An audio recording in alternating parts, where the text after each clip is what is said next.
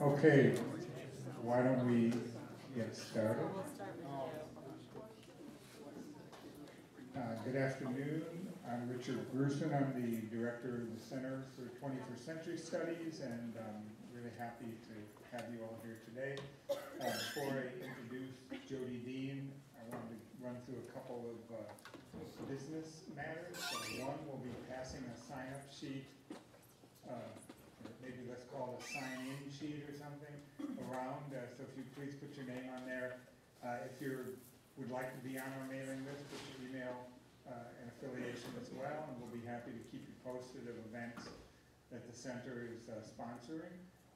But even if you are on our list, it's good to put your name there, since in these days of academic planning and tight budgets, it's good to be able to point out how many people attend events like this. So if you've got like 2 pens and you want to write your friend's name in too, that's fine as well.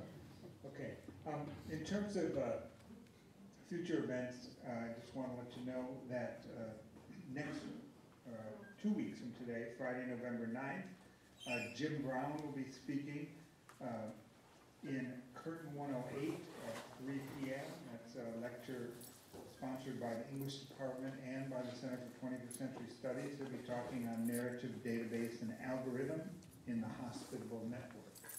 So look forward to seeing some of you there. Also, later in November, on Thursday, November 15th, and then Friday, November 16th, we've got 2 events with Arjuna Padarai, well, internationally known anthropologist. He will be giving the Dean's Distinguished Lecture in the Humanities on Thursday, November 15th at 3:30 p.m. And then on Friday morning at 9:30, we'll be hosting, C21 will be hosting a conversation with Professor Padarai over in the Regents Room in the Student Union. If you want to attend the conversation, you'll need to email us at the center and ask for the reading, and just let us know, since the space is, there's ample space, but it is finite. So anyway, if you're interested, I encourage you to email us. The email is c21@uwm.edu, or the information's on our website. Okay, I think that's business for now. And it's really a pleasure to have Jodi Dean with us today.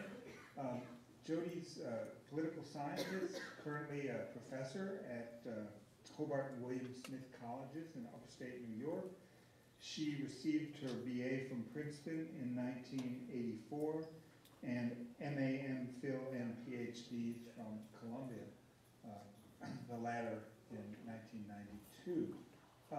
Jodi's a political scientist, or really, I hardly even think of her as a political scientist, political theorist, certainly, and really a cultural theorist as well. Her career has really spanned a variety of different phenomena. She's the author of 7 books. I won't read all of them to you, but among the, I think, more to give you a sense of the range, 1998, Aliens in America, Conspiracy Cultures from Outer Space to Cyberspace. Also, Publicity's Secret, How Technoculture Capitalizes on Democracy.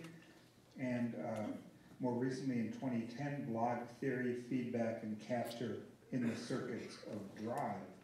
Her most recent book is The Communist Horizon. I forgot to bring my copy, but you probably, yes, a little beautiful little commodity in itself. But it's great to walk around and see people carrying this little red book.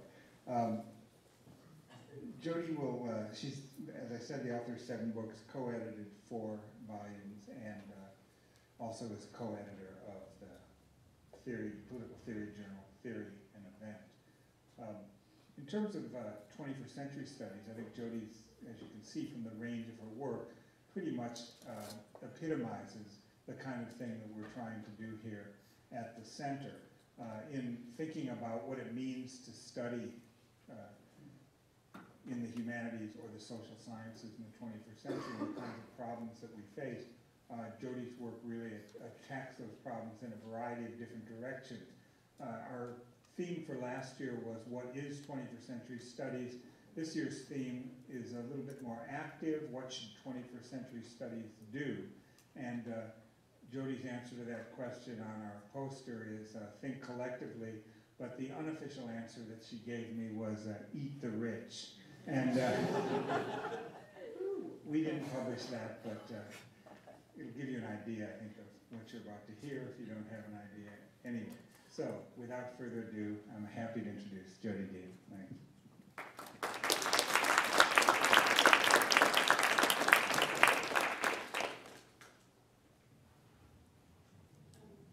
Is the mic on? Yeah. Thanks so much to Richard for inviting me, and I also want to thank Mary Mullen and Annette Hess for all of the arranging work that they've done. I'm not a terribly well-organized person, so they have made things very smooth and just completely easy, and I really appreciate their hard work and letting me come, and thanks again to Richard for the invitation.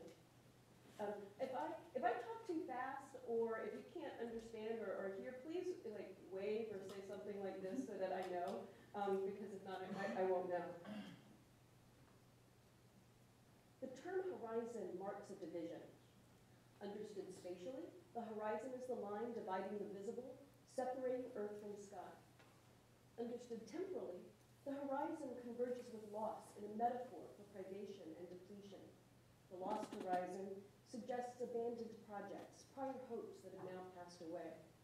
Astrophysics offers a thrilling, even uncanny horizon, the event horizon, surrounding a black hole. The event horizon is the boundary beyond which events cannot escape. Although event horizon denotes the curvature in space-time affected by a singularity, it's not much different from the spatial horizon. Both evoke a fundamental division that we experience as impossible to reach, and that we can neither escape nor cross. I use horizon not to recall a forgotten future, but to designate a dimension of experience that we can never lose, even if lost in a fog or focused on our feet, we fail to see it. The horizon is real in the sense of impossible, we can never reach it, and in the sense of actual, it shapes our setting. We can lose our bearings, but the horizon is a necessary dimension of our actuality. Whether the effect of a singularity or the meeting of Earth and sky, the horizon is the fundamental division establishing where we are. With respect to politics, the horizon that conditions our experience is communism. I get the term communist horizon from Bruno Bastilles, who gets it from Alvaro Garcia Linera, vice president of Bolivia. Garcia Linera was the running mate of Evo Morales on the ticket Movement to Socialism, political instrument for the sovereignty of the peoples. He's the author of multiple pieces on Marxism, politics, and sociology, at least one of which was written while he served time in prison for armed uprising. Bastilles quotes Garcia Linera's response to an interviewer's questions about his party's plans following their electoral victory. The general horizon of the era is communist. Now, Garcia Linera doesn't explain the term. He invokes the communist horizon as if it were the most natural thing in the world. Assuming it as an irreducible feature of the political setting, he says, we enter the movement with our expecting and desiring eyes set upon the communist horizon. Now, some on the U.S. left think that the communist horizon is a lost horizon. This is a mistake that capitalists, conservatives, and even liberal Democrats don't make, insofar as they see the threat of communism everywhere, 20 years after its ostensible demise. To think further about how this communist horizon manifests itself to us today, how we feel its force, how it formats our setting, I treat communism as a tag for 6 features of our conjuncture, right? So you've got the list there, if you're following along. So 6 features, and I'll talk about these 6 features today. A specific state formation that collapsed in 1991, a present force, the sovereignty of the people, the force of the common and commons, the collective desire for collectivity, and the actuality of revolution. My goal in describing our conjuncture in terms of these 6 features is to highlight the actuality of communism as an ideal for us, one worth fighting for in a struggle that is ever more urgent and necessary. As Bastilles argues, Invoking the communist horizon produces a complete shift in perspective or a radical ideological turnabout such that capitalism no longer appears as the only game in town. With communism as our horizon, the field of possibilities for revolutionary theory and practice starts to change shape. Barriers to action fall away. New potentials and challenges come to the fore. Anything is possible. As Bastille says, we can set our expecting and desiring eyes here and now on a different organization of social relationships.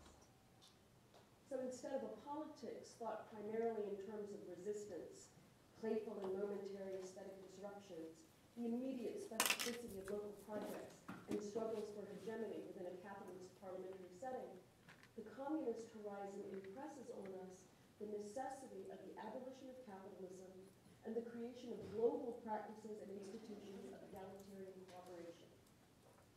The shift in perspective the communist horizon produces turns us away from the democratic milieu that has been the form of the loss of communism as a name for left aspiration, and toward the reconfiguration of the components of the political struggle.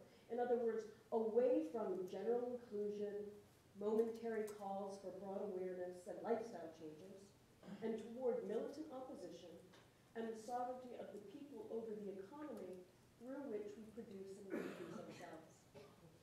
In short, the communist horizon orients our politics such that we are fighting not just against, but for.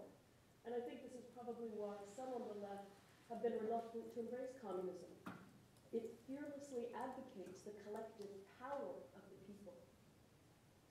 Now, for most people in the US, communism refers to the Soviet Union. But this complicates matters insofar as the Soviet Union did not claim to have achieved communism, although its ruling party called itself the Communist Party. As is the case with any party or political system, the Communist Party in the Soviet Union changed over time, moving from a revolutionary party to a governing bureaucratic party that also experienced changes over time, changes that were sometimes violent, sometimes incremental. Insofar as it was a political party, and for most of its history the only recognized political party, the Communist Party in the former Soviet Union was a locus of struggle and disagreement over a host of issues from art, literature, and science to economic development, foreign policy, and internal relations among the various republics. So basically, the Soviet Union isn't a very stable referent of communism. It tends to be stabilized. What is that picture? Just a second. USSR, good. Okay. Oh, it's going backwards. Sorry. Just a second, y'all. Okay, there we go. There we go. There we go. There we go. And there we go. Okay. So you see a bunch of those pictures. Okay, so the Soviet Union tends to be stabilized via the proper name of Stalin, where Stalinist tags the practices of monopolizing and consolidating power in the state party bureaucracy. Communism as Stalinism is marked by authoritarianism, prison camps, and the inadmissibility of criticism. Generally, it eclipses post-Stalinist developments in the Soviet Union, particularly with regard to successes in modernizing and improving overall standards of living. Treatments of communism as Stalinism usually present themselves as concrete historical analysis. Most of the time, they're nothing of the sort. Rather, they are appeals to history made in an attempt to repress the communist alternative. Consider first where the facts of this history come from. Michael E. Brown and Randy Martin argued persuasively that there is not yet a credible and established body of historical literature on communism, socialism, or the Soviet Union. Most of the histories we have were produced in the context of hegemonic anti-communism. The methodological and conceptual defects in scholarly studies of the Soviet Union would be scandalous in other academic fields. That's Martin and Brown's argument. Second, the history invoked to repress the communist alternative is bizarrely deterministic with no room for chance and contingency. It's like, if Lenin then Stalin, if party then Gulag, If it happened once, it will happen again, and there's nothing we can do about it. The oddity of this position is that communism is unique in its determining capacity. The one political arrangement capable of eliminating contingency and directing action along a singular vector. Communism becomes the exception to the dynamic of production, struggle, and experience that gives rise to it. Instead of the politics of a militant subject, communism is a linear process with a certain end. So there's a problem then with this vision of history as somehow necessarily determined. Thus, third, history itself starts to function as a constant incapable of change and impenetrable by external forces.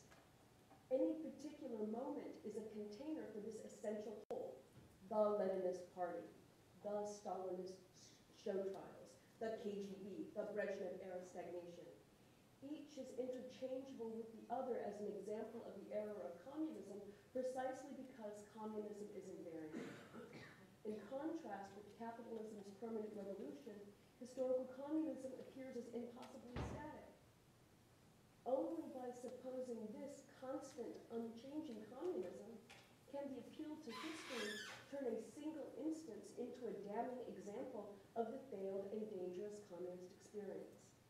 And as it does, it disconnects communism from the very history to which it appeals, erasing not only communism as capitalism's self-critique, but also the Soviet Union as the United States' mirror, ally, enemy, and other. This is the inner truth of the liberal, democratic, capitalist, and conservative appeal to history, not to inspire inquiry, but to preserve the fantasy that capitalism and democracy are the best possible economic and political arrangements. If the end of the Soviet Union were the same as the end of communism, then communism would be past, like the Roman or the Ottoman Empire. As a particular political formation, it would be an artifact to be analyzed and studied. Whatever gave it breath, whatever made it real would be gone. Yet communism persists. It's frequently evoked as a living presence or possibility. In the US, communism is used as a term of opprobrium so frequently that one would think the Cold War never ended. Okay, so what's communist in the US? National health care, environmentalism, feminism, public education, progressive taxation, paid vacation days, gun control. Bicycles are a gateway drug to communism. Web 2.0 is said to be communist because it holds out the seductive promise of individual self-realization that Karl Marx evoked in the German ideology. Who is communist? Anyone who protested US military aggression in Iraq and Afghanistan. Anyone critical of the Bush administration. Democratic political leaders such as Nancy Pelosi. And of course, Barack Obama. It's obvious enough that contemporary Democrats are not communists.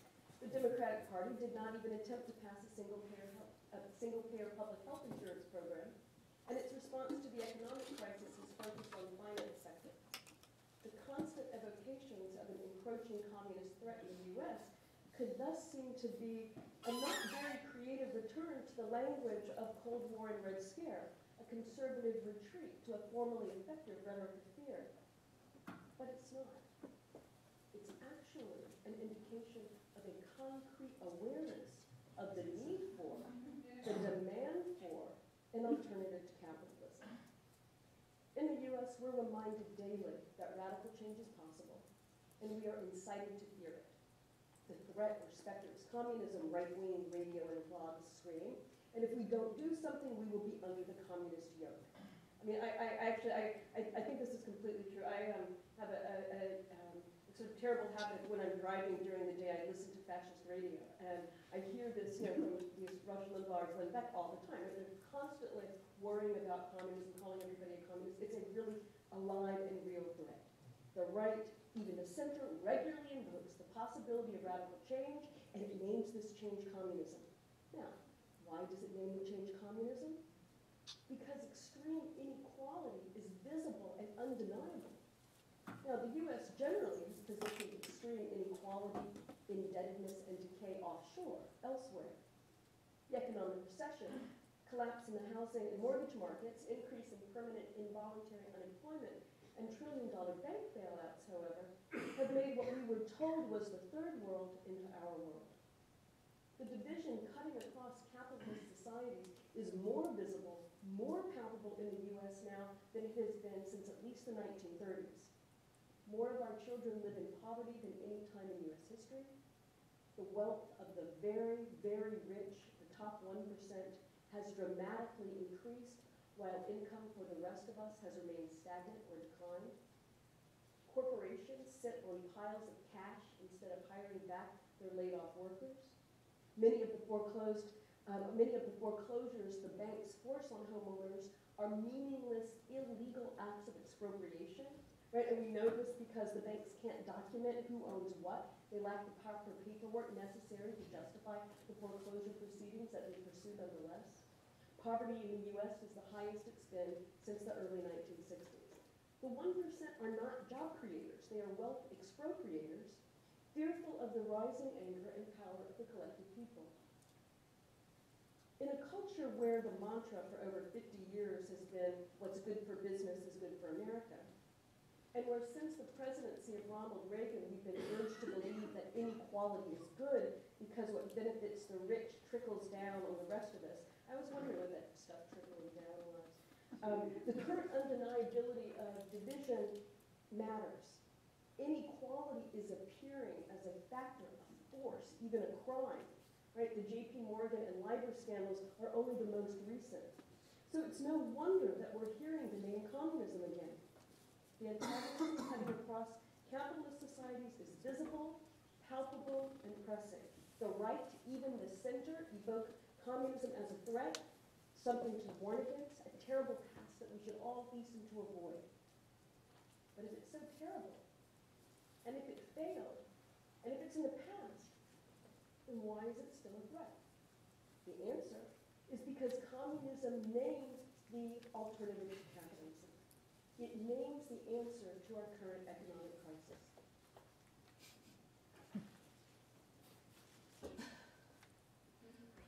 So I've been considering the right's relation to the communist threat. What about the democratic left? Whereas the right treats communism as a present force, the left is bent around the force of loss. That is, the contorted shape it found itself in as it forfeited the communist ideal. The predominant characteristic of the contemporary left is its frequent claim not to exist. Whereas the right sees left-wing threats everywhere, those on the left eschew any use of the term wing, emphasizing instead their own fragmentation into a multitude of singularities. There are events, moments, projects, demonstrations, blogs, sometimes even affinity groups and general assemblies, but the left as such doesn't exist. Not surprisingly, that in these kinds of leftist discussions, there's no left political vision or program, a point that is lamented even as it is generally disconnected from the setting in which it appears, namely the loss of a left that says we and our and us in the first place. And I think one of the most profound achievements of the Occupy movement over the last year and a half has been its establishment of a new sense of collectivity, such that we can say we now without qualification. The rejection of communism as an ideal has shaped the left. Fragmented tributaries of currents, branches, and networks of particular projects and partial objects are the left form of the loss of communism. Now, some try to convince us that this form is an advance, and they name it democracy, envisioning struggles on the left specifically as struggles for democracy. And sometimes in places this makes sense, right? This made sense in the French Revolution. This made sense in the Haitian Revolution. It makes sense in struggles against colonialism and imperialism, even in opposition to the authoritarianism of the party-state bureaucracies of the former East. In all those instances, to stand for democracy was to stand against an order constituted against democracy. But in parliamentary democracies, for leftists to refer to their goals as a struggle for democracy is strange. It's not like they're fighting for the rights to vote or rights to free speech. Democracy is our ambient milieu, the hegemonic form of contemporary politics. For the left to use the language of democracy now is a way of avoiding the fundamental antagonism between the top 1% and the rest of us, by acting as if the only thing that was really missing were participation. Political repercussions of the loss of communism as a name for left aspirations include a corresponding turn away from militant opposition and toward generalized inclusion, as well as an abandonment of tight organizational forms like the party, the council, and the cell in favor of broad, thin, and momentary calls to become aware of an issue and change one's lifestyle. More fundamentally, the repercussion of the sublimation of communism in democratic preoccupations with process and participation is acquiescence to capitalism as the best system for the production and distribution of resources, labor, and goods. The mistake leftists make when they turn into liberals and Democrats is thinking that we are beyond the communist horizon, is thinking that democracy replaced communism rather than serves as the contemporary form of communism's displacement. They don't see, they can't acknowledge their own complicity with capitalism. If political struggle is always an irreducible dimension of capitalism, and capitalism always interlinked with conflict, resistance, accommodation, and demands, then refusals to engage in these struggles, rejections of the terms of these struggles, will affect the form that capitalism takes. Okay, so at this point I've discussed now two ways of thinking about the communist horizon, right, as this fundamental division establishing where we are. I've talked about the past Soviet experiment, and I've talked about the present force. I've described the present force of communism via a right-left distinction between threat and loss, a distinction which rests on a common supposition of democracy.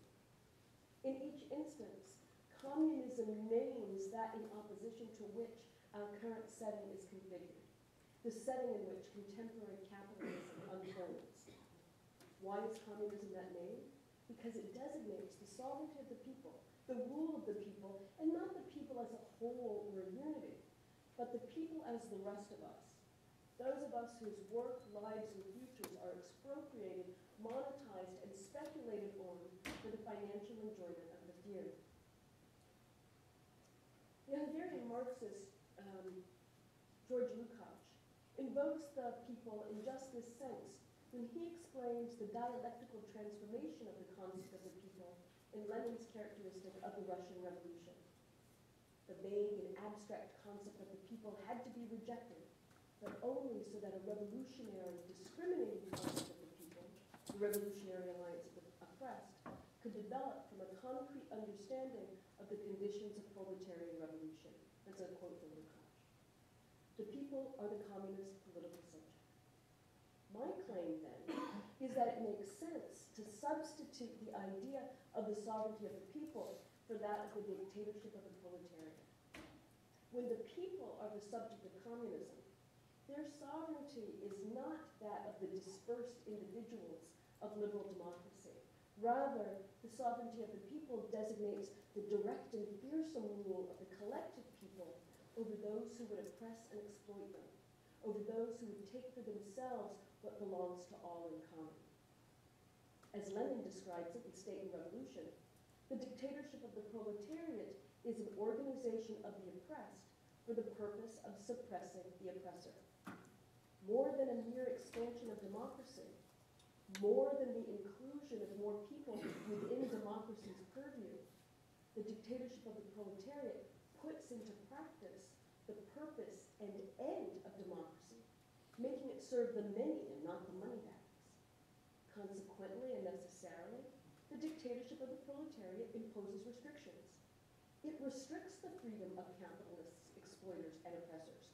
They are not free to do as they will, but are governed, controlled, and limited by the rest of us. In time, this governance, control, and limitation effectively eliminate the capitalist class.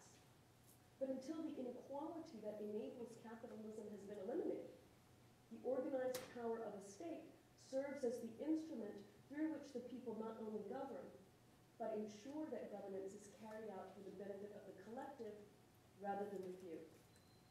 So my wager is that an emphasis on the people as the rest of us can do the work formerly done by proletariat, qualified as the rest of us, The people designates those proletarianized by capitalism. That is, the people produced through the exploitation, extraction, and expropriation of our practical and communicative activities for the enjoyment of the very, very rich. When communism is the horizon of our political possibility, the sovereignty of the people points to a view of the state as what we use to govern for us as a collectivity. It is our collective steering of our common future for our common good. This is what the slogan, "Power to the People," means. I want to say make two more points about the sovereignty of the people. First, the people of communism are not the same as the totality of the people imagined by populism. The difference is division. Rather than there being a smooth flow from actual people to the collective power of sovereign people, a gap disrupts the whole, belying the fantasy of a whole unitary people. No matter how popular the sovereign, the people and the government are not present at the same time.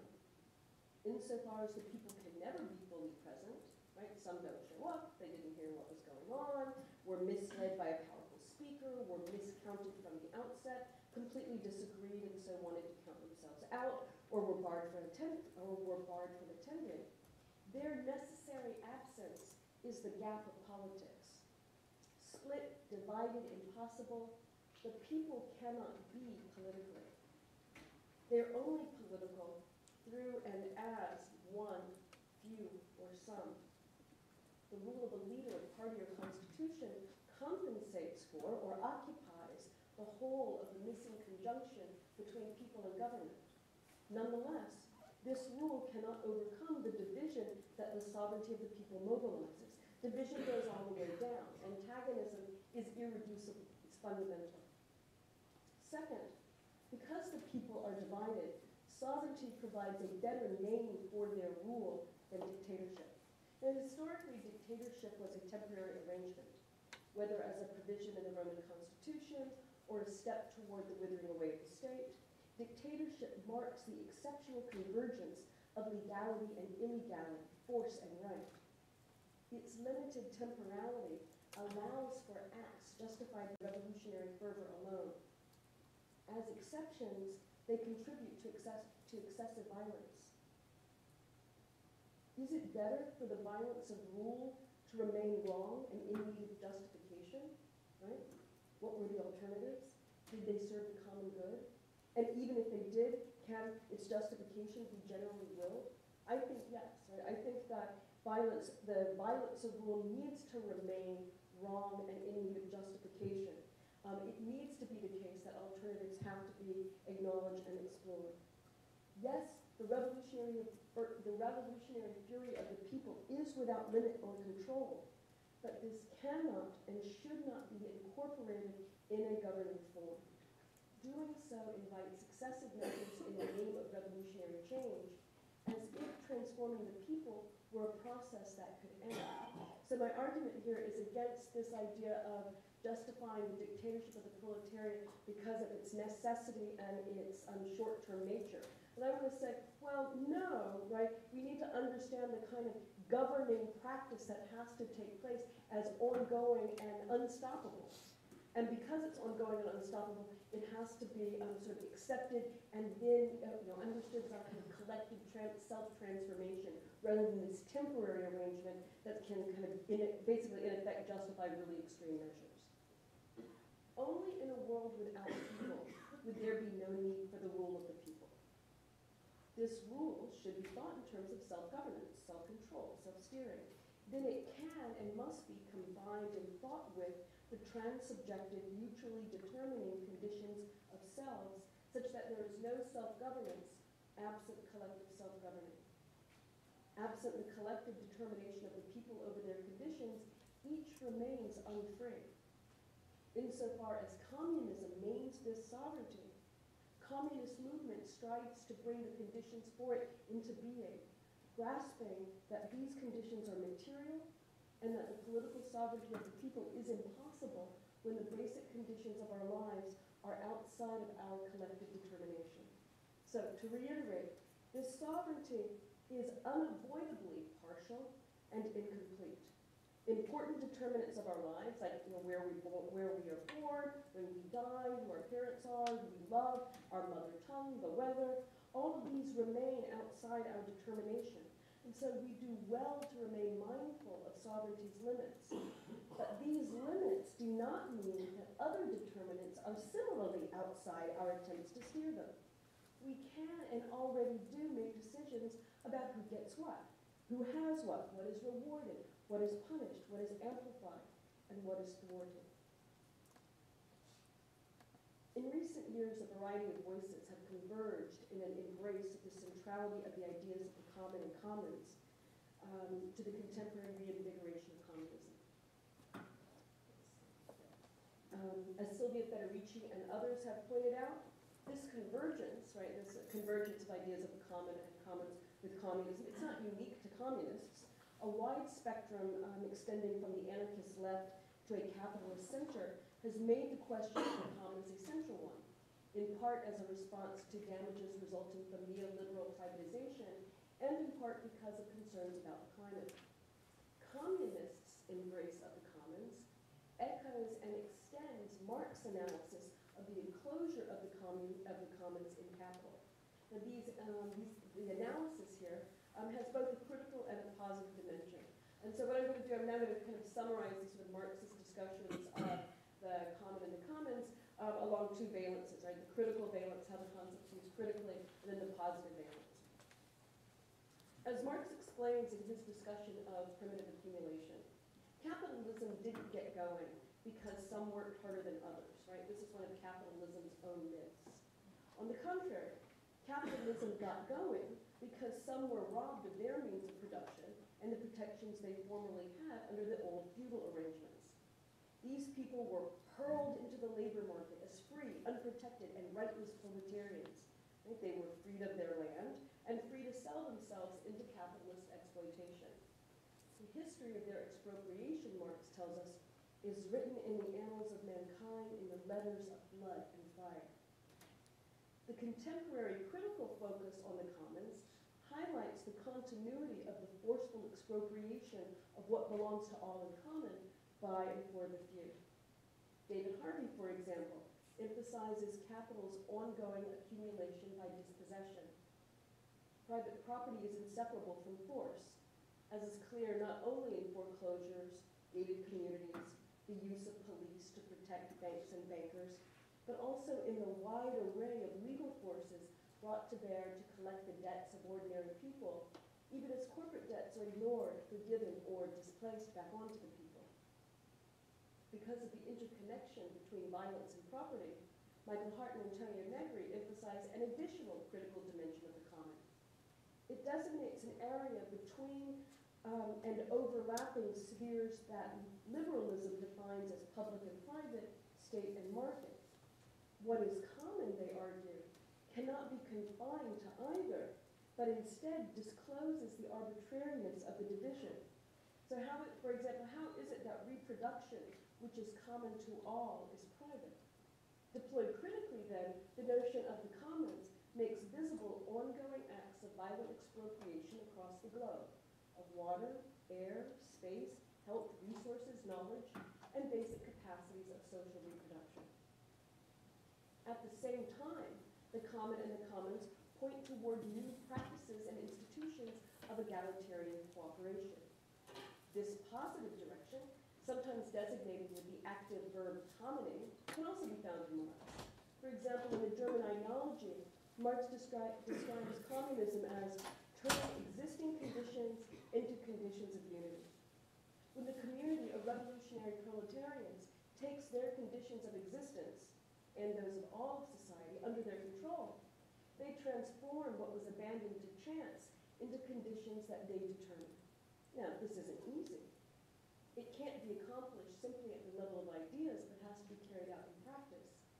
Capitalism perpetually divides people, engendering hostility and competition among them, even as their interconnected work produces conditions common within classes. Uniting together, building solidarities, is thus vital not just for overturning capitalism, which may well destroy itself, but for creating a freer, more just, and egalitarian future. Now, a number of contemporary positive approaches to the common and the commons describe different experiments in commoning, from urban gardening to Wikipedia, small-scale solidarity economies to the global movement of people in the squares. While these examples point to very real problems of scale, which become extremely urgent when we think of climate change, they nonetheless indicate a vital trajectory for the left, one focused on the practical organizational work of creating a different world, one that manifests a collective desire for collectivity. If communism means anything at all, it means collective action, determination, and will. Under conditions of capitalism's cult of individualism, to emphasize acts of individual decision and will reduces communism to one among any number of possible choices. Such an emphasis assents to capitalist form, rendering communism as just another content, an object of individual desire, rather than the desire of a collective subject. Desire remains individual. Nothing happens to its basic structure. Lukács's insight into individualism as a barrier to collective will formation illuminates the collectivity of communist desire. Lukács notes that the freedom of those brought up under capitalism is the freedom of the individual isolated by the fact of property, a freedom over and against other isolated individuals. He explains that the conscious desire for the realm of freedom can only mean consciously taking the steps that will really lead to it.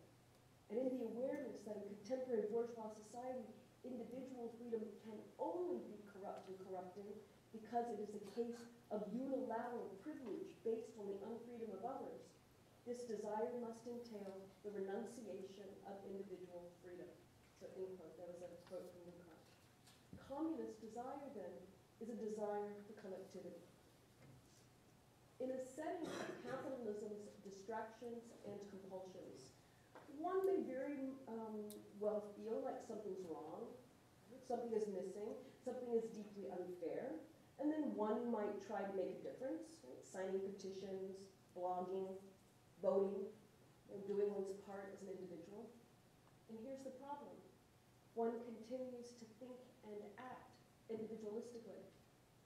Under capitalist conditions, communist desire entails the renunciation of individual freedom, the deliberate and practical subordination of self in and to a collective communist will. This subordination requires discipline, work, and organization, which we have been seduced into resenting. It's a process carried out over time and through collective struggle. Indeed, it's active collective struggle that changes and reshapes desire from its individual form into a common and collective one. Now, I follow the French psychoanalytic philosopher Jacques Lacan in understanding that desire always involves a gap, lack, or rupture. Desire to persist as desire has to remain unsatisfied. The gap necessary for communist desire is manifest in the rupture of communism with its setting, as Marxist themes of negation and the communist legacy of revolution both affirm. Now, of course, communism is not the only political ideology that mobilizes negation and revolution. There are and have been liberal democratic bourgeois revolutions. And communism shares with capitalism a revolutionary mobilization of negation, right? Hence communism as the negation of negation. The difference in the ways they subjectify the gap, then, is crucial. Capitalist subjectification, the desire capitalism structures and incites, is individual. Communist desire can only be collective, a common relation to a common condition of division. Collectivity is thus the form of communist desire in two senses: our desire and our desire for us. The collective desire for collective desire. Now, you might think, wait a minute, that doesn't make sense. Isn't it the case that the object of communist desire is a world without exploitation? A world characterized by equality, justice, freedom, and the absence of oppression? a world where production is common, distribution is based on need, and decisions realize the general will. Once one starts describing this perfect world, though, it always comes up lacking, right? Something is always missing. What about an end to sexism, racism, and egoism? What about an end to social hierarchies? What about religious freedom and the intolerant? What about meanness and bullying? It's no surprise that communism's critics criticize communism as utopian and impossible.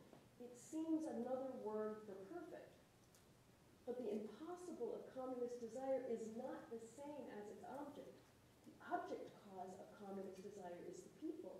And again, the people not as a name for the social whole, but as a name for the exploited inclusive majority. In any government, system, organization, or movement, the people remain elusive, incompatible with, and disruptive of that which attempts to reduce, constrain, or represent it. Authoritarianism, oligarchy, aristocracy, representative democracy, parliamentary democracy, none of these forms worries too much about the disconnect between government and people. But the disconnect, the gap, matters for communism, because communism is not only an association for governance, it's also an organization of production. The people are elusive. They exceed their symbolic instantiation, as well as the images and fantasies that try to fill the gap. Communist desire, a collective desire to desire communism, occupies and mobilizes this gap, recognizing its openness, that is the impossibility of the people, and treating it as the movement of communism itself. And you think about that with the slogan, "We are the 99%. Now, I'm going to end on a semi-Leninist note, with the actuality of revolution. I guess semi may be wrong. Some people think of the Leninist Party as a specter of horror, as the remnant or trace of the failed revolution, the terrors of which must be avoided at all costs. In such a vision, which may not be concretely held by anyone, but seems vaguely intuited by most, communism is reduced not simply to the actual, right, which is always ruptured, incomplete, and irreducible, and always pregnant with the unrealized potentials of the past, but communism is reduced to a parody of one actuality, an actuality that, as I already mentioned, changed over time and from different perspectives. In such a reduction, which is an ongoing process, actuality is displaced by an impossible figure, a figure so resolute as to be incapable of revolutionary change. Rigid, exclusive, dogmatic. It's hard to see how a party like that could function in a revolutionary situation, much less ever attract members in the first place. I mean, if your party's all rigid, dogmatic, and impossible, like why would anybody join, right? How would you get people to show up or march or write and distribute newspapers or put their lives or their lives on the line, right? How would such a party grow or spread? In contrast, Lukács's account of the Leninist Party suggests an organization formed as the subjectification of two lacks, the chaos of revolution and the non-knowledge of the party. Lukács argues that Lenin's party presupposes the actuality of revolution. It's a political organization premised on the fact of revolution, on the fact that the terrain of politics is open and changing, and that revolutions happen. Revolutions are not messianic events where long-awaited deities intervene in human affairs. They are results, conditions, and effects of politics wherein states are overthrown, dismantled, distributed, reconfigured, and redirected. When I was writing this, and when I think about this, I'm always thinking about debates in political science with political theorists where people who write about revolution, like Badiou or someone, are always dismissed as, oh, no, you're talking about something impossible, or that's messianic, as if revolutions ever occur. I'm like, hello, right? For the last 30 or 40 years, we've seen constant revolutions. What is this displacement of the reality of revolution to make the person who invokes it seem like they're talking about stuff that doesn't happen when they always happen? So that's a side example. Anyway, so revolutions are not messianic events. In the chaos of revolution, tendencies in one direction can suddenly move in a completely opposite direction. Because the revolutionary situation is characterized by unpredictability and upheaval, no iron laws of history provide a map or playbook that revolutionaries can follow to certain victory. The actuality of revolution requires discipline and preparation. And not because the Communist Party can accurately predict everything that will occur, it cannot. And not because it has an infallible theory, it does not. Its theory, like the conditions in which it is set, is open to rigorous criticism, testing, and revision. Discipline and preparation enable the party to adapt to circumstances rather than be completely molded or determined by them. The party has to be consistent and flexible because revolution is chaotic. The actuality of revolution is thus a condition of constituted non-knowledge for which the party can prepare. It's a condition that demands response if the party is to be accountable to the exploited and oppressed people. A communist party is necessary because neither capitalist dynamics nor mass spontaneity imminently produce a proletarian revolution that ends the exploitation and oppression of the people. A revolutionary period brings together and confuses multiple and changing groups and classes. Different spontaneous tendencies, degrees of class consciousness, and ideological persuasions converge. The Leninist Party doesn't know what the people want. It's a form for dealing with the split in the people, our non-knowledge of what we as a collective desire. As Lukács writes, if events had to be delayed until the proletariat entered the decisive struggles united and clear in its aims, there would never be a revolutionary situation. What the party knows is that such a lack of knowledge must not impede action because it cannot forestall the actuality of revolution. The party, then, is an organization situated at the overlap of two lacks, the openness of history as well as its own non-knowledge. Collectivity, common cause, and common determination is difficult. It involves giving up what we don't have for something we can't achieve. We are and cannot name a whole. We are and cannot fully justify the coercive and productive forces we unleash. The Communist Party is a form for maintaining this gap without yielding to fantasy or fatalism, which is why Badiou theorizes its operation in terms of courage as well as confidence. Neither instantiation nor representative of the people, the party formalizes its collective desire for collectivity. When the party fails to keep open the gap of desire, it ceases to be a communist party. The actuality of revolution is the press or pressure that we feel, that we can't put off, but must redirect. The communist horizon is what we must focus on and use as a guide if this redirection is compelled by the force of the common rather than the speculation of the few.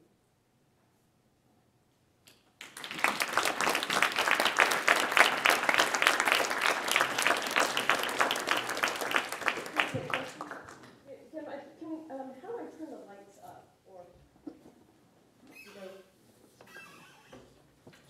Yeah, I figured it would.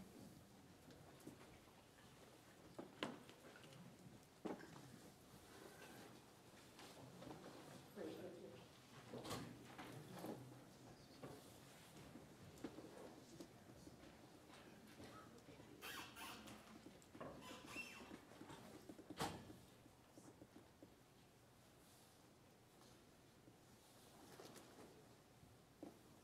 So I really appreciate your talk and thank you for using the words you use and using them so well. I'm an historian and I work on social movements in the 20th century, and I think what you're saying is really an important corrective to the historiography of opposition and resistance. The way that really the most successful purging of the language of the achievements of the communist left in this country through the 1950s and 60s, and the notion of a new left that's somehow divorced from that and separate. So I really appreciated that. But I did think as you were talking, particularly as the talk went on, and when you got to the sovereignty of the people, as an American historian, I couldn't help but think the big rock in the river there is white supremacy, right? In the American context. Like, so who are the people, who gets to be the people, who says what the people are, who articulates class priorities over other priorities, like, that's something that first is also going to create, when I articulate what I just did to colleagues, their anxieties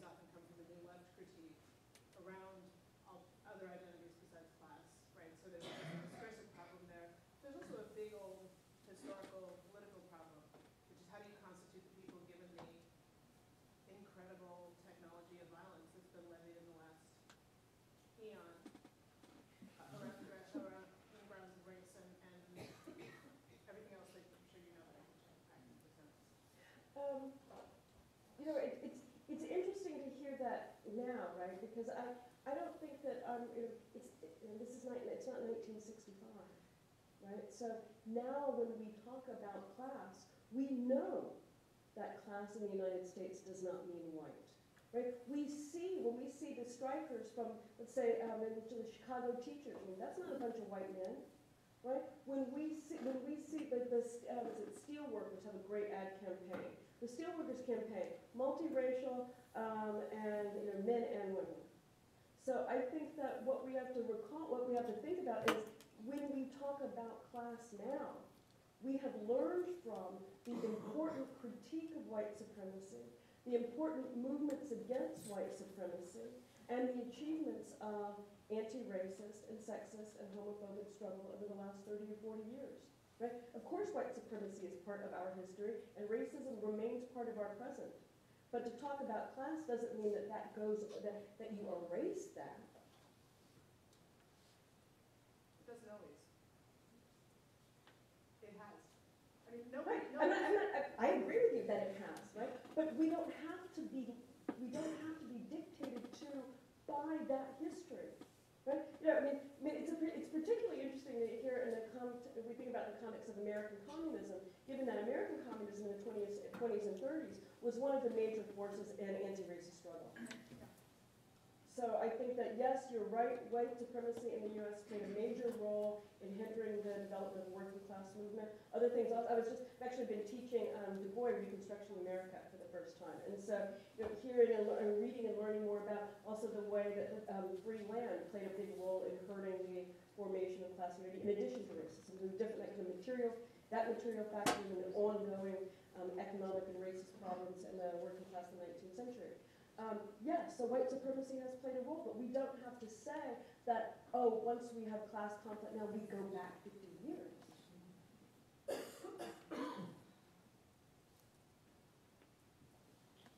I wonder what you think about the idea and the problem that capitalism and liberalism create communist horizons and then have to destroy them.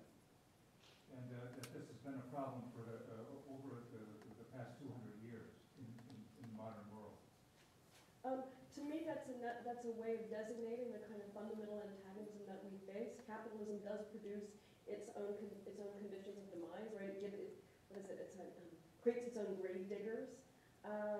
It does create that. That's the kind of, I think, just a very basic fact that capitalism creates that which opposes it. Right? And so, so what I'm saying, it fits within that point.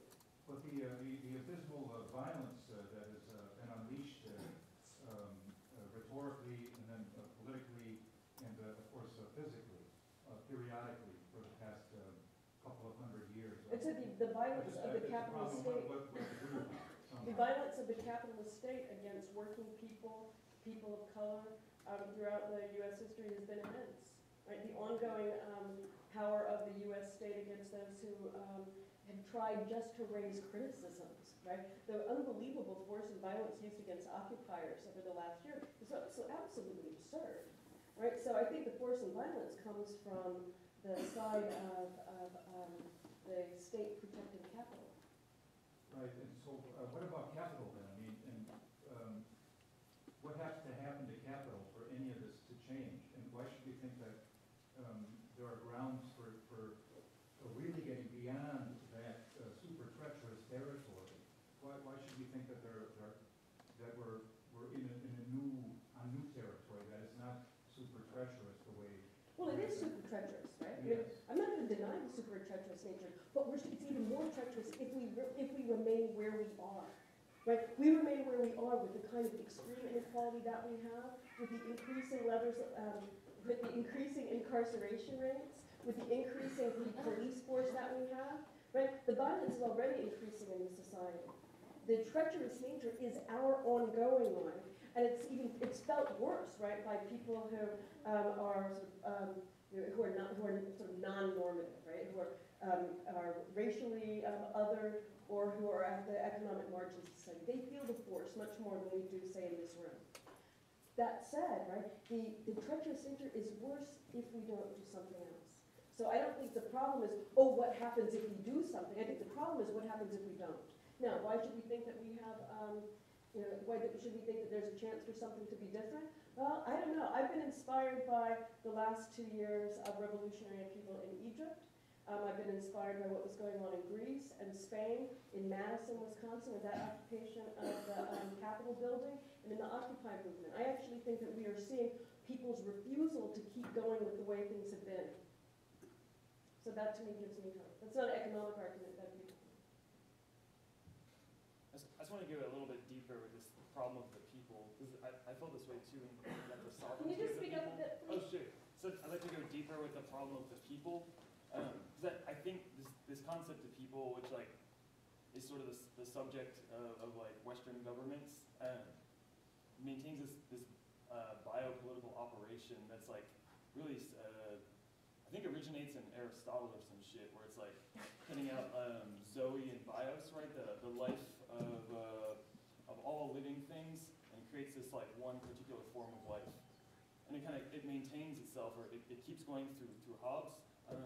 I think it's problematic to think of any subject of communism, honestly, like that it could produce some sort of subject, rather than something different than a subject. But how does this concept of people actually break from this Hobbesian operation, in particular the civil state and the state of nature, making those separations? Okay, first, I'm going to assume that the framework of your question is coming from Giorgio Agamben. Could be. Yeah, I mean, just call it crazy to see that resemblance there. And I think that's an unbelievably bad account, right?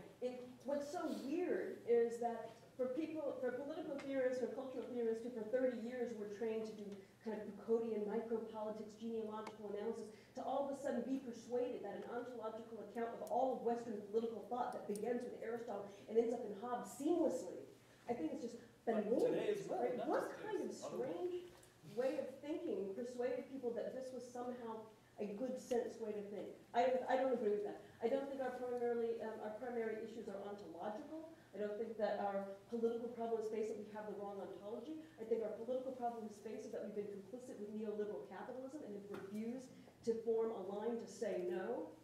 And that's where the political problem lies. But that's how you can imagine people as class as well, it seems like, following this woman's discussion. It seems like the problem is pretty much there, that you have this like old leftist analysis that you're covering up with some postmodernism.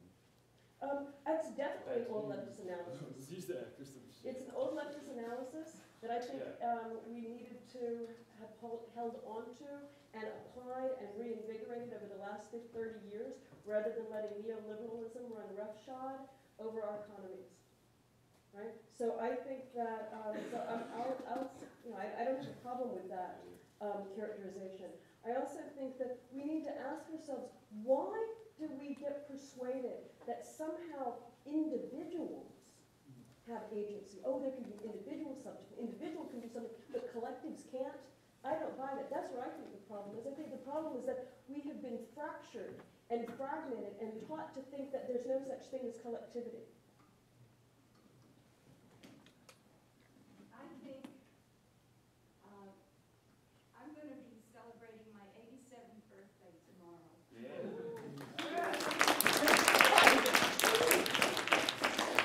It's a wonderful birthday present. Because I remember when we stopped using the word communist as a theory and something to be discussed and challenged and explored, and only as a pejorative. And most of my life has been lived under that system. And I applaud our speaker for her courage and her creativity and for opening the door to dialogue on the subject. So it's not a dirty word anymore, and we can look at it, explore it, challenge it, and take it for what it is. Thank you.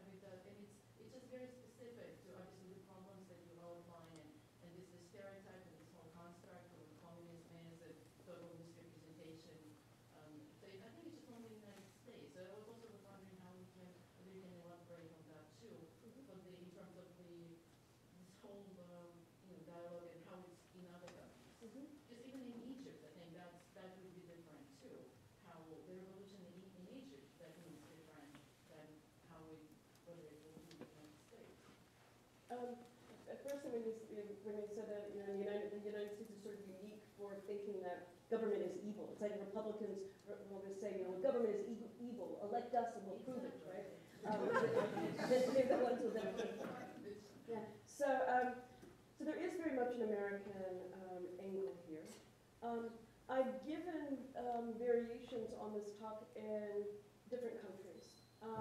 Most recently, Denmark. And people would say, oh, Denmark, oh, they're a bunch of socialists. They still have a really good social welfare net, blah, blah, blah.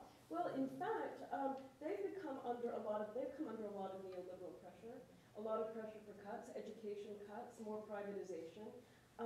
They have in their, you know, particularly among younger people, so people under 30, the individualism and the push to be individuals, this American version, is now infiltrating their popular culture and their kind of common sense of younger people.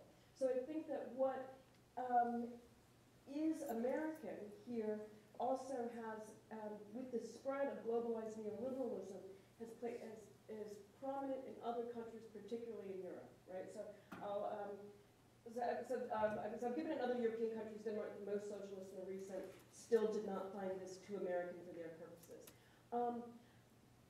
That said, one of the things that I think is important in recognizing is the kind of ongoing left, labor, anti-capitalist struggles in multiple countries, like in Egypt, right? Egypt, the American version of the Egyptian revolution was Facebook is the good part, and the bad part is the looming threat of the Muslim Brotherhood. Both of those versions deny the over 10 years of work by Egyptian socialists and Egyptian union organizers on the ground that have been going up that helped make that happen. So I guess what I want to say is, like, yes, I agree, a fuller analysis, you know, our next steps have to be to connect this to other sort of more global anti-capitalist struggle that's going on.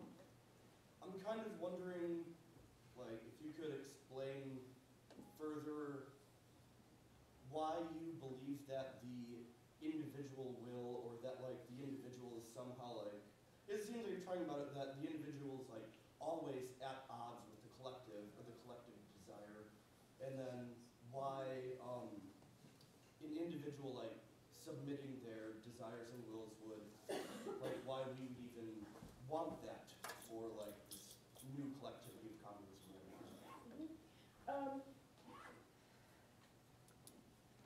First, I actually think that all desire is at some level primarily or first collective. And that under capitalism, we have been taught and produced as people who take our desires to be individual. And so what is sort of a kind of catchy way maybe to hold on to this idea is, you know, the we are all individuals, right? Or the thing that when folks do polls, you know, people 35 and under, one of the things that's shared by most people is a sense of their own individual uniqueness, right? That is this very popular idea. But the fact that it's a popular idea and a shared idea gives us at least a sense of its collective dimension. So the first thing is I take desire, first of all, to be collective in a sense, but we are produced as subjects who think of it as individual. And so this makes us then pursue our goals in an individualistic way, rather than kind of recognizing, wait a minute, there are lots of ways that we're actually in this together. There's actually lots of ways that our own individual freedom is working against us, and we're not as free as we would be if we would work collectively together, if we would recognize our collective bonds. So that would be one way to do a kind of initial passe, I think, to try to answer what you're asking.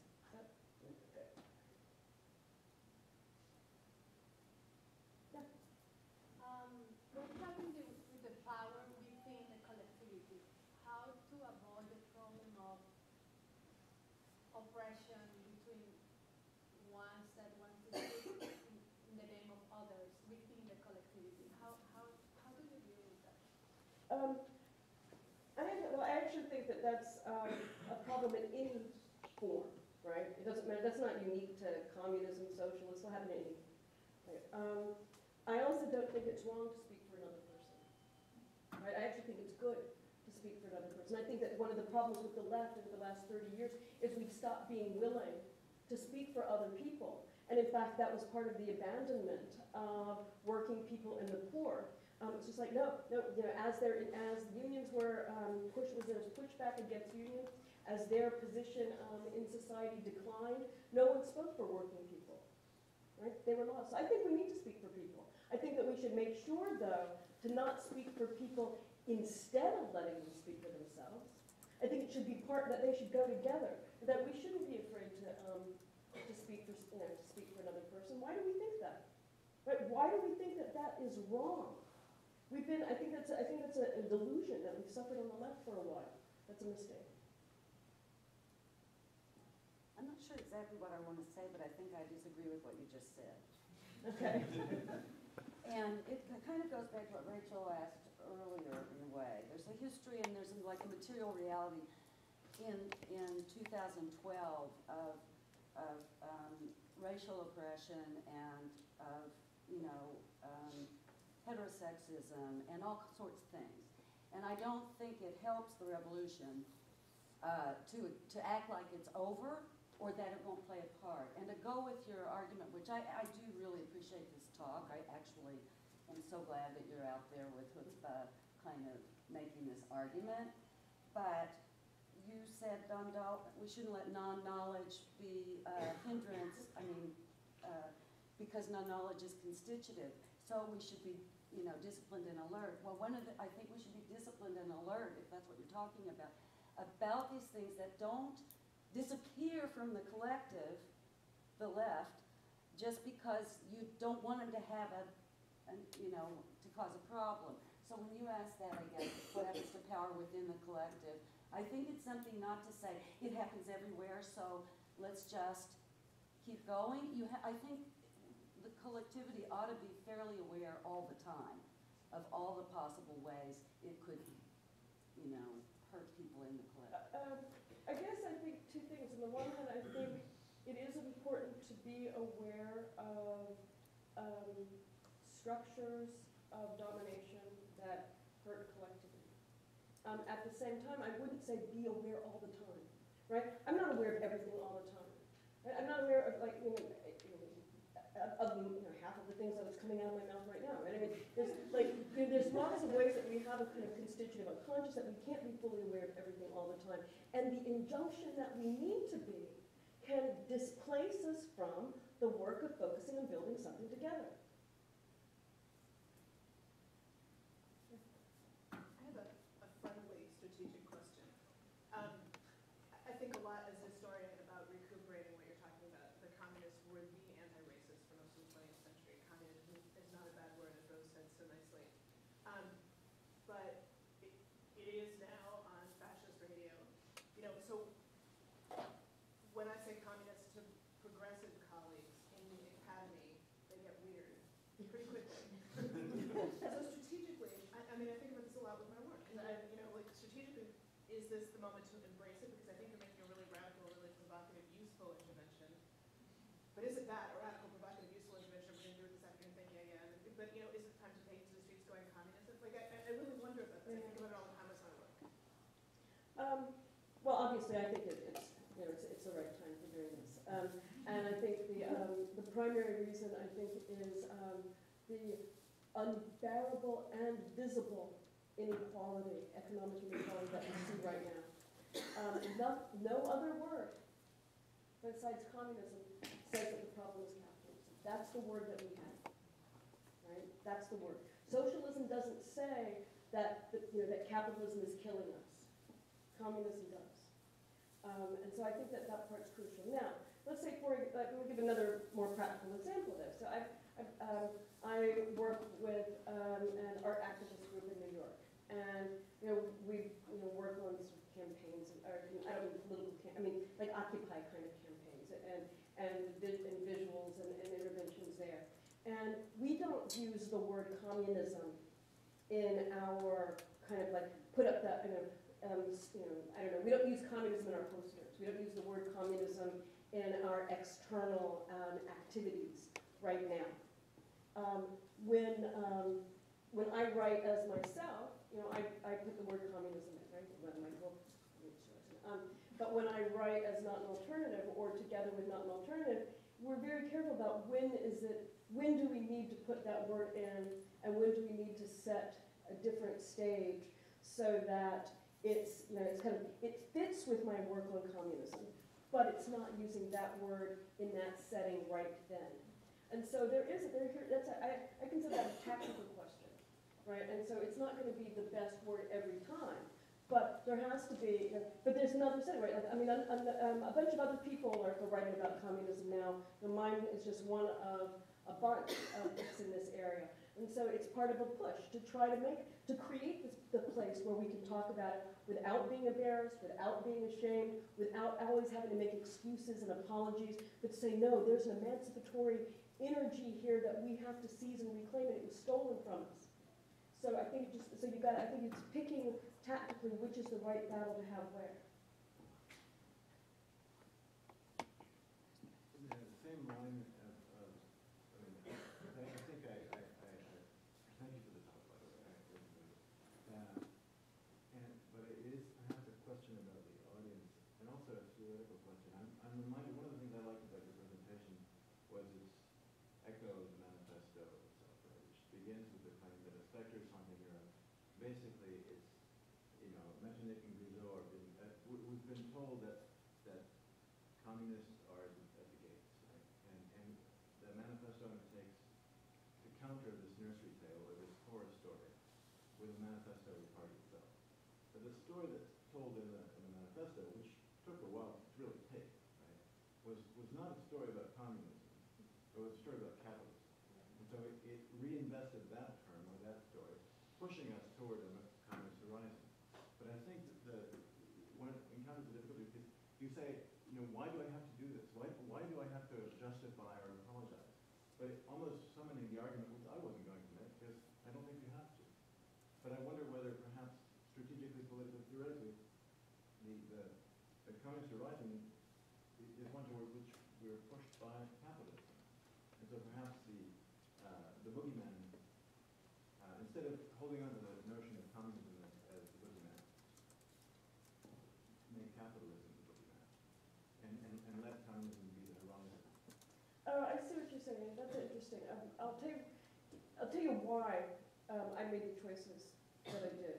And it was because I'm so tired of the left attacking itself for, we don't have a vision, we don't know where we're going. Right? And it's like, well, actually, didn't we have a vision at least 150, 200 years ago? And isn't that vision communism? And shouldn't we reclaim that which was supposed to be what we were faithful to or what guided us? And so for me, it was reclaiming this vision as a response to the attack on the left for not having a vision. But then the thing is like, but aren't you just now digging up something that's dead, right? And then the response is like, well, no, it's alive. And so I use the negative ground created by the critiques in order to say this is something powerful. If only we were as powerful as our enemies thought. So that's to me why the choices. That's why the choices I did that. Also, I felt like there are lots of discussions of capitalism, right? There's lots. There's, depending on, you're going to do it economically, you're going to do it from various portions of the left and levels of detail. There were people doing that. And I draw on that work and that literature, and I'm an allied with much of it. So I didn't feel like I needed to do that. Right, no, I guess perhaps what I'm thinking is your contribution to me seems to be the horizon. Because it allows you to claim communism for us. But because it's an horizon, it doesn't ask us to know exactly what communism is. Whereas otherwise we presume to know and then we'll do like it. Yes, that's right. It doesn't invite. It makes it. It's part of our actuality, but in what form is open for investigation, right? It's open for reflection, for discussion, for study. And it's not a one given specific one, it's an open form, a changing one. And that was the other part of, emphasizing horizon doesn't mean in the future, horizon's part of our actuality. Even if we don't know exactly what, even if it's not totally approachable, we don't know exactly what it is. So it is that part too. Yeah. Because I know I don't speak to this bit, but I just was wondering whether you can comment on this, because I myself grew up in the Soviet Union, and I must admit, so I now in the United States for the last 20 years, and I must admit, when I was growing up, I just do not understand why there's no revolution in the United States, why people are rising, and why, because actually we had a pretty good life. Everybody were at the same level, like, my parents were not in communist party, so we kind of had the same, everybody were at the same level, and we were very happy, even that I know by comparison, it's obviously we have quite a lot. However, when I arrived here, what I understood why it's not happening, and that's what I wonder how we can comment on this, is actually what I see Americans are, they're still, even liberals or conservatives, they still have this dream that you have this land of opportunities, and you can improve yourself, you can strengthen, you can become rich. When obviously you look at the statistics, this is not what's happening, but everybody still have this dream, and even everybody want to put their children in best schools and in best universities, because this is what they want to have this leg up. And that's why but also what I see is that it's basically, if you go with the Marxist dialectics, that when the quantity transforms into quality, that it's not here, it's not, and I don't know whether it will ever happen, how we can change this, that this kind of inspiration of to have this leg up, and basically I maybe think children will have better life than you. I think you're very right to point out the pervasive nature of that kind of American dream myth. But my understanding is that poll data from the last 2 or 3 years has shown that a larger number of Americans than ever before answer the question of, do you think your children's life would be better than yours, negatively? And so I actually think that that essentially reality is shocking our illusions.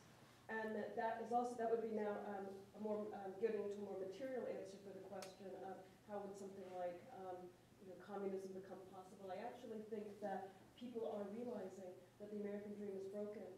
That even if they don't realize it was always a myth, they don't think, more increasing numbers don't think it's approachable for them or for their student or for their own kids, and that's something. Now, then the big question is, will it change how people act and how to start that? And I think that the inspirational activities from the Wisconsin, February 2011, through Occupy Wall Street to the Chicago teachers, we're seeing more visibly and actively active real protest on economic grounds that we haven't seen in a long time in this country.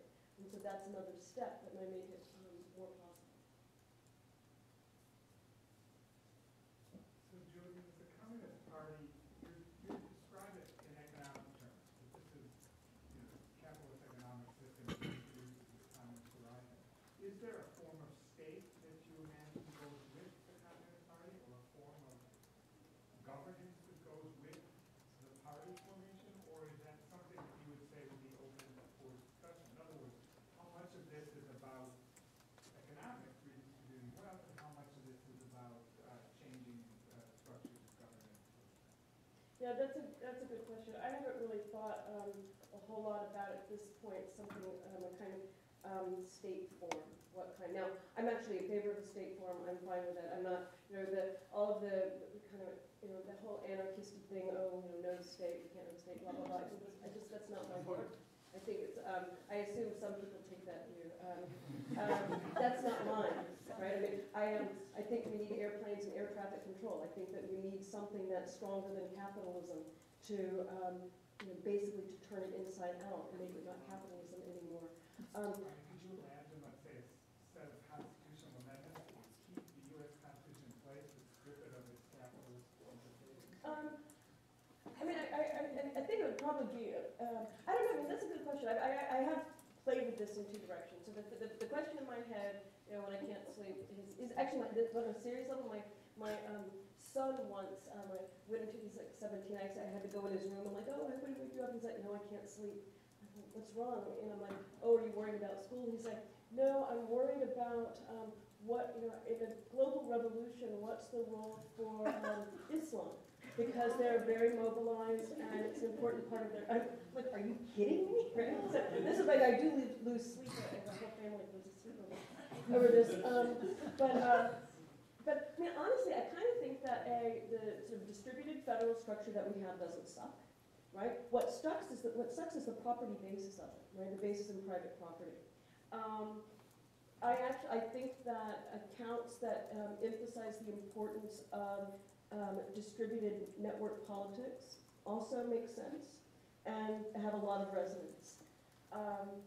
So I don't see a huge, massive need to demolish that, but I also don't think that things like collective ownership of the means of production should be decided democratically. I think that's where I think those are the conditions for democracy. They're not things that democracy should decide. And so can you do that with something like what we have, or do you need to start a clean slate? You know, we learned from Machiavelli. Machiavelli thinks it's easier just to start it all over again.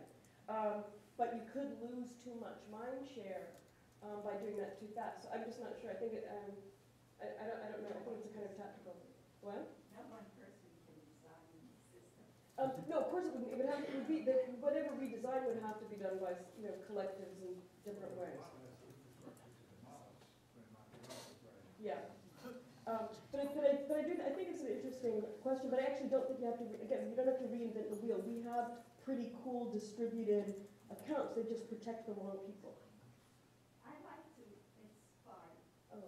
and I'd like to quote Martin Luther King at this point, who said, true compassion is more than throwing coins to a beggar. A society which produces beggars needs to be restructured.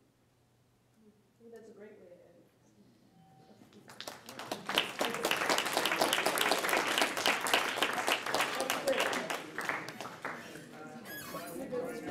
great.